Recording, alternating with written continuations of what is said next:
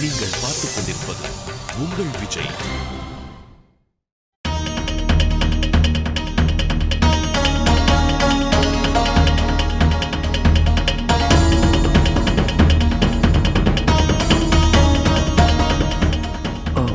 வாங்க, நீங்க எப்போ வந்தீங்க? இப்பதான் வந்தாங்க.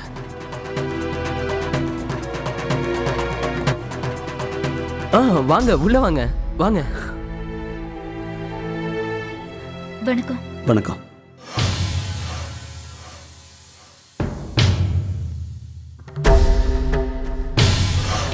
என்னாச்சு, ஏன் எல்லாரும் இவ்வளோ அமைதியா இருக்கீங்க?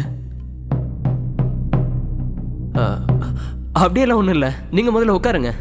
விஷயம் என்னன்னா, நீங்கள் உட்காருங்க. இன்னைக்கு நான் யூஎஸ் கிளம்புறேன்ல, அதனால தான் இப்படி கவலைப்படுறாங்க. அது மட்டும் இல்லாமல் சந்தியா கூட பேசக்கூட டைம் இல்லை. அதெல்லாம் உங்களோட உரிமை. இந்த கோபத்தில் கூட அவங்க உங்கள் மேலே வச்சிருக்கிற பாசம் தெரியுது. முதல்ல நீங்கள் உட்காருங்க. ஆனால் நீங்கள் சென்னைக்கு எப்போ கிளம்புறீங்க? உங்களுக்கு ஃப்ளைட் அங்கிருந்து தானே? அது வந்து கொஞ்ச நேரத்தில் கிளம்பலான்னு இருக்கோம். ஆனால் ஏற்பாடெல்லாம் முடிஞ்சிருச்சா? ஏதாவது செய்ய வேண்டியிருந்தா என்கிட்ட சொல்லுங்க. இல்ல, கடந்த 15 நாளான எல்லா ஏற்பாடையும் செஞ்சுட்டு இருக்காரு. அதனால எல்லா ஏற்பாடுகளையும் என்னாரு முடிச்சிருப்பாரு.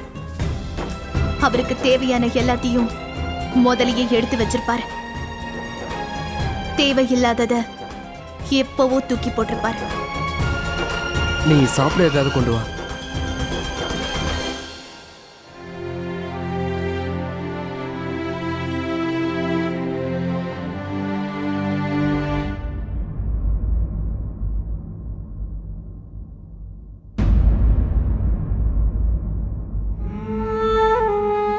அண்ணி, அண்ணன் கிட்ட நான் சொன்னதில்ல ஒரு வார்த்தை கூட உங்களை நான் மனசுல வச்சுட்டு சொல்லல. நீங்க தயவு செஞ்சு என்ன தப்பா எடுத்துக்க வேண்டாம். எனக்கு என்னோட அண்ணன் மேல துளி கூட நம்பிக்கை இல்ல. ஆனா உங்க மேல எனக்கு இருக்கு. எனக்காக அண்ணன் கிட்ட நீங்க சண்டை போட்டிருப்பீங்கன்னு எனக்கு தெரியும்.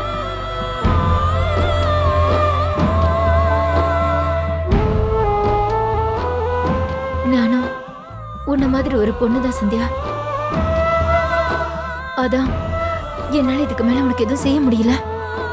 இப்ப நான் ஃபீல் பண்றேன், உனக்காக நான் எதுவுமே செய்யலேன்னு.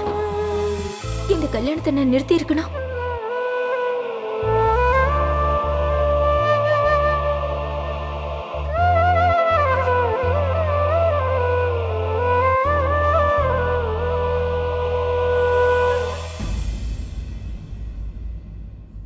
இல்லை இல்லை இல்லை, என்னால் சாப்பிட முடியாது.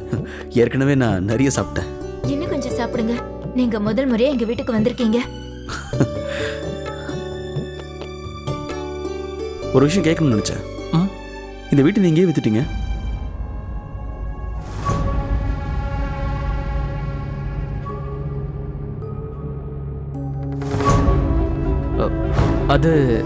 அது வந்து நாங்கள் யூஎஸ் போனால் எப்போ வருவோன்னே தெரியாது. அங்கேயே செட்டில் ஆனாலும் ஆகலாம். அதனால தான் நாம் இங்கேயே உட்காந்துக்கிட்டு இங்கே யாரையும் வீட்டை பார்த்துக்க சொன்னாலும் சரியாக பார்த்துக்க மாட்டாங்க. அதான் வித்துட்டேன்.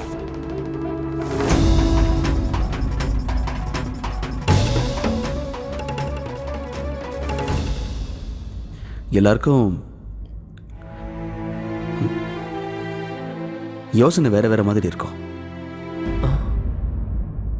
உண்மையை சொல்ல போனா, ஒருவேளை உங்க இடத்துல நான் இருந்திருந்தா இந்த வேலையை கண்டிப்பா என்னால் செஞ்சிருக்க முடியாது.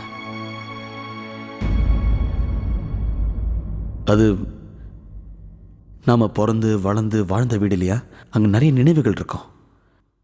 அப்படிப்பட்ட வீட்டை விற்கிறதுங்கிறது என்னை பொறுத்த வரைக்கும் கஷ்டம்தான். ஆனா ஒன்று, அமெரிக்கா போனாலும் நீங்க அடிக்கடி ஃபோன் பண்ணணும். கண்டிப்பா.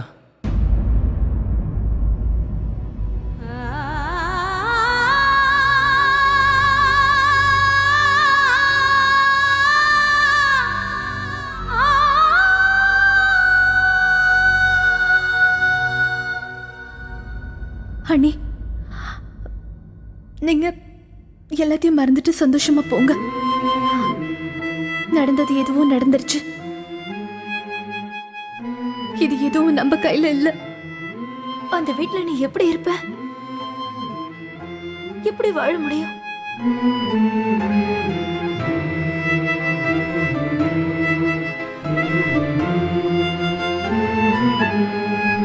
உண்மையை சொல்லட்டுமா நீ? எப்படி வாழ போறேன்னு எனக்கும் தெரியல. ஆனா இனி அதுதான் என்னோட வாழ்க்கை. அதை நான் ஏத்துக்கிட்டு தான் ஆகணும். கஷ்டப்பட்டு வாழ முயற்சி பண்றேன். ஆனா சின்ன வயசுல இருந்து நான் பொய் சொன்னதே இல்லல்ல அண்ணி. அதனால எனக்கு பொய் சொல்ல தெரியாது. அதனால எத்தனை பொய்களையும் நான் எப்படி சமாளிக்க போறேனே தெரியல. எத்தனை நாள் அங்க பொய்யா வாழ போறேன்னு தெரியல.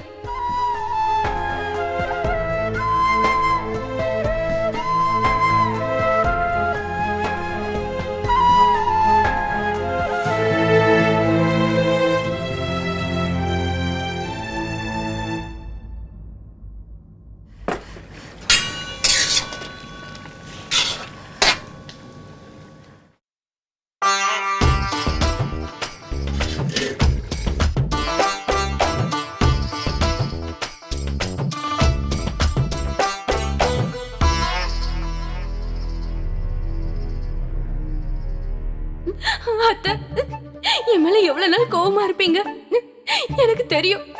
நான் ரொம்ப பெரிய தப்பு செஞ்சிட்டேன். ஆனா ஒண்ணு சொல்றேன் அத்தை, நம்ம குடும்பத்தை பத்தியும் உங்களை பத்தியும் எனக்கு கவலை இல்லாம இருந்திருந்தா செஞ்ச தப்புக்காக ஏதாவது ஒரு கிணத்துல விழுந்து செத்து போயிருப்பேன். அத்தை, இது ஒரு தடவை கடைசி தடவையா நினைச்சுக்கங்க அத்தை. தயவு செஞ்சு மன்னிச்சிருங்க அத்தை. இப்படி நீங்க சமையல் அறையில வேலை செய்யறது என்னால பார்க்க முடியல. அத்தை, இது ஏன் கிட்ட கொடுங்க. வேண்டாம். சமையல் அறையில வீட்டு மகாலட்சுமி இருக்கணும். ஒன்ன மாதிரி ஆளுங்க இங்க இருந்து வேலை செய்ய வேண்டிய அவசியம் இல்ல. போய் 2-3 சினிமா படம் பார்த்துட்டு வா. இந்த வீடு ஒண்ணும் உனக்கு நிரந்தரம் இல்ல. இருக்க போறதே கொஞ்ச நாள் தான். அப்புறம் நீ ஏன் இங்க இருந்து கஷ்டப்படணும்? ஏன் சூர்யாவோட பொண்டாட்டி வீட்டுக்கு வந்த உடனே அவ எல்லா வேலையும் பாத்துக்குவா. சமையல் வேலை மட்டும் இல்லாம வீட்டு வேலை எல்லாத்தையும் அவ தனியா நின்னு செஞ்சிருவா.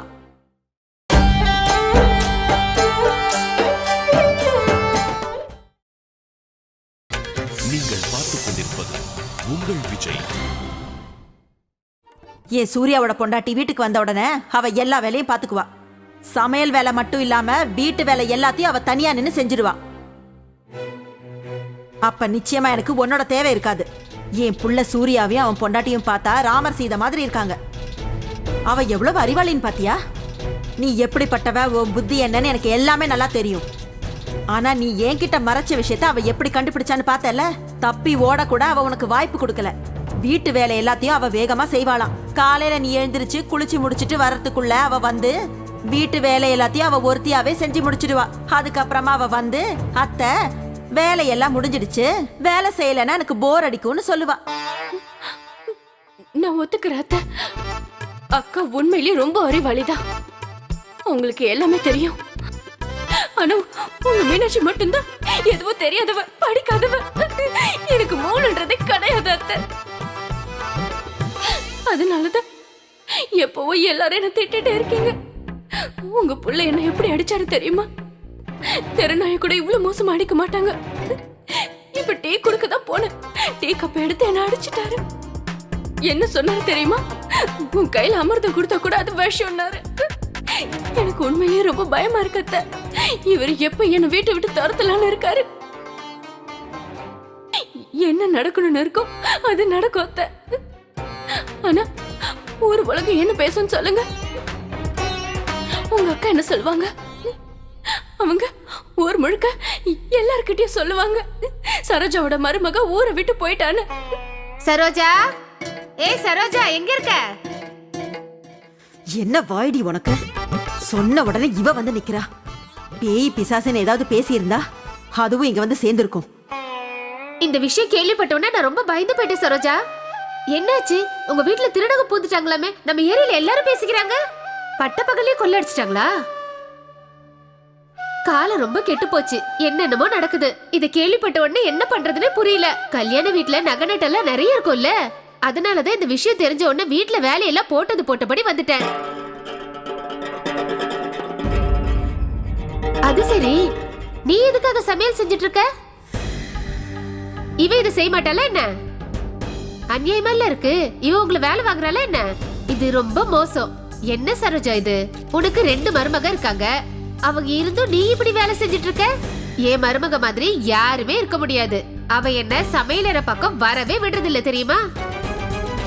நான் என்ன சொன்னாலும் சரி அது உடனே செஞ்சிருவா. நான் இப்படி கண்ணசைச்சா போதும், அவ உடனே எல்லா வேலையும் செஞ்சிருவா. அவ்வளவு பயம் என் மேல. என்னக்கா இது? எந்த விஷயத்தை நீங்க இப்ப எங்க கொண்டு போறீங்க? தினமும் என் வீட்டுல சமைக்கிறது என்னோட மருமகள்க தான். ஆனா இவ இந்த வீட்டுக்கு வந்ததுக்கு அப்புறம் ஒரு புது சம்பிரதாயத்தை ஆரம்பிச்சு வச்சுட்டா. முதல் சப்பாத்தியை தினமும் நான் தான் செய்வேன். ஏன்னா எங்க வீட்டுல அன்னபூர்ணாவோட என்ன சமானமா இவங்க எல்லாரும் பாக்குறாங்க. ஒரு மருமகனுக்கு இவ்வளவு மரியாதை கொடுக்கும்போது ஒரு சப்பாத்தி செஞ்சு கொடுக்கறதுல எனக்கு என்ன ஆக போகுது? வேணும்னா இன்னையில இருந்து நீங்களும் இந்த சம்பிரதாயத்தை உங்க வீட்டுல ஆரம்பிச்சிடுங்க. மாமியார் மருமக நடுவுல பாசமாவது வரும். மீனாட்சி, முதல் சப்பாத்தியை நான் செஞ்சு முடிச்சிட்டேன். மீதி வேலையை நீ செஞ்சு முடி. நான் போய் அக்கா கிட்ட கொஞ்ச நேரம் பேசிட்டு இருக்கேன். நீங்க வாங்கக்கா.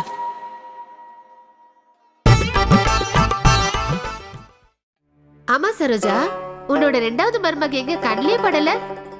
இன்னும் தூங்கிட்டு இருக்காளா? இந்த நேரம் வரைக்கும் மருமக தூங்குவாளா என்ன? ஏன் மருமக தூங்க மாட்டா. அவ மறு வீட்டு அழைப்புக்கு பிறந்த வீட்டுக்கு போயிருக்கா. அவளை கூட்டிட்டு வர சூர்யா அப்ப போயிருக்கான். கொஞ்ச நேரத்துல வந்துருவாங்க. ஒரு விஷயம்க்கா, வீட்டுக்கு போய் பாருங்க. நீங்க இல்லைன்ன உடனே உங்க மருமக தூங்கிருப்பா. போய் உடனே எழுப்புங்க. பழகிடுச்சுன்னா அப்புறம் நீங்க தான் கஷ்டப்படணும். போங்க.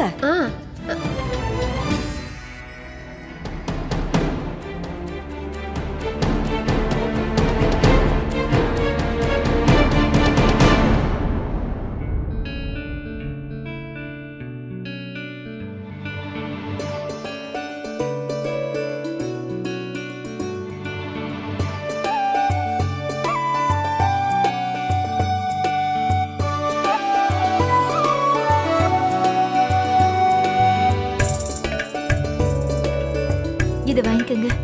இது எங்க சம்பிரதாயம்.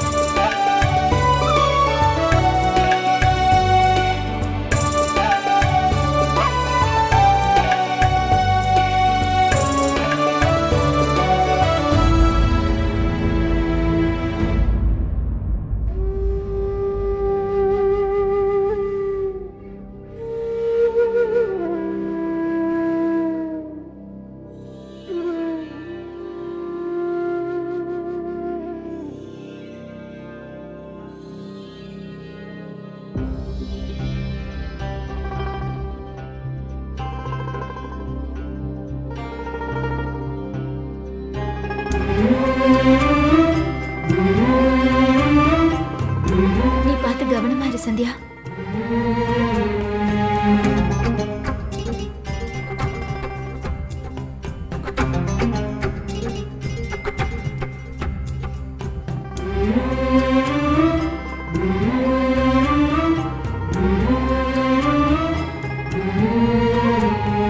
அண்ணி, என்ன பத்தி நீங்க கவலைப்பட வேண்டாம். நீங்களும் உங்க குழந்தையும் நல்லபடியா இருந்தீங்கன்னா அதுவே எனக்கு போதும்.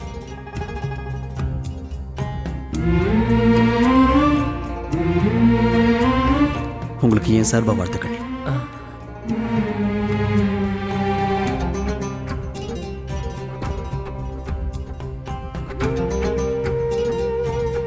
நான் போய் வெளியில என்ன பண்றாங்கன்னு பார்த்துட்டு வரேன். வாங்க, நானும் வரேன். வாங்க. ஒரு நிமிஷம் இங்க இரு சந்தியா.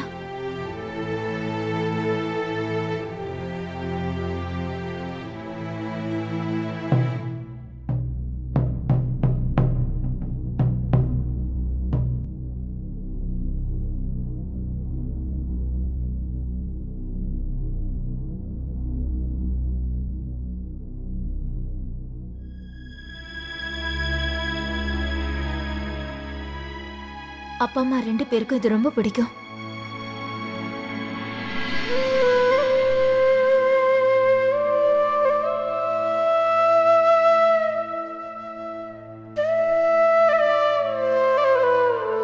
அண்ணே, ஆகாஷ் உங்களை வர சொல்றாரு. நீங்க கிளம்ப நேரம் ஆயிடுச்சுல?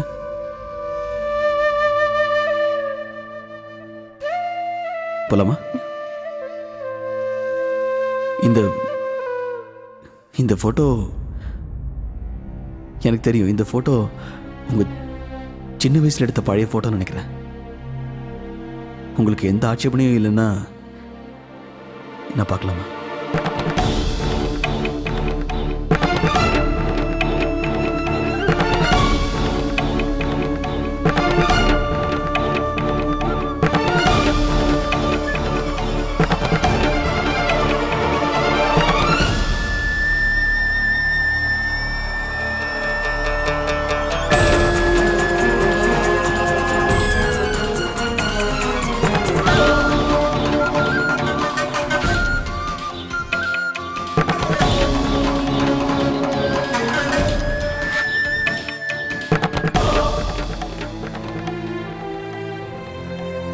நல்லா இருக்கு. என்ன மாதிரி நீங்களும் சந்தையில் தான் இந்த போட்டோ எடுத்திருக்கீங்கன்னு நினைக்கிறேன். ஆனா நல்லா இருக்கு.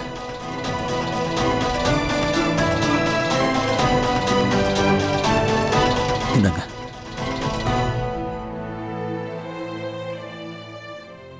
போலாமா?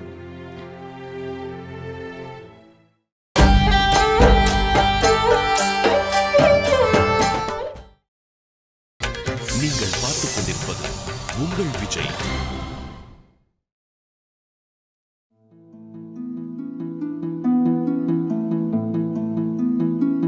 இது வீட்டோட பத்திரம். இந்தாங்க வீட்டோட சாவி.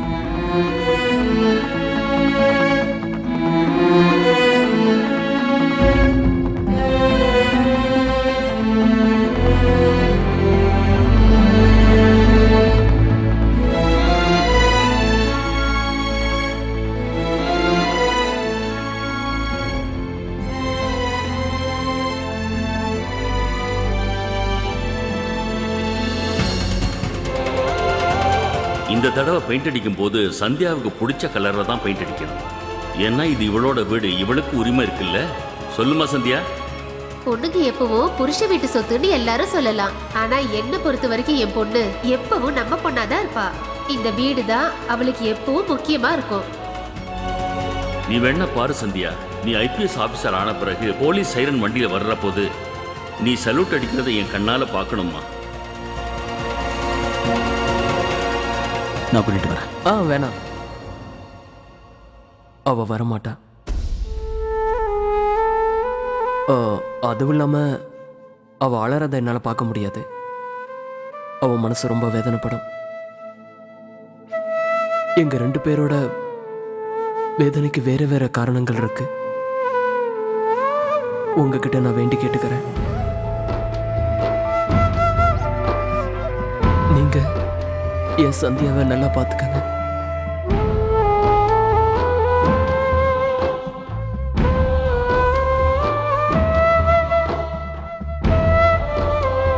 ஊருக்கு போனோன்னு எனக்கு ஃபோன் பண்ணுங்க. புறப்படுங்க.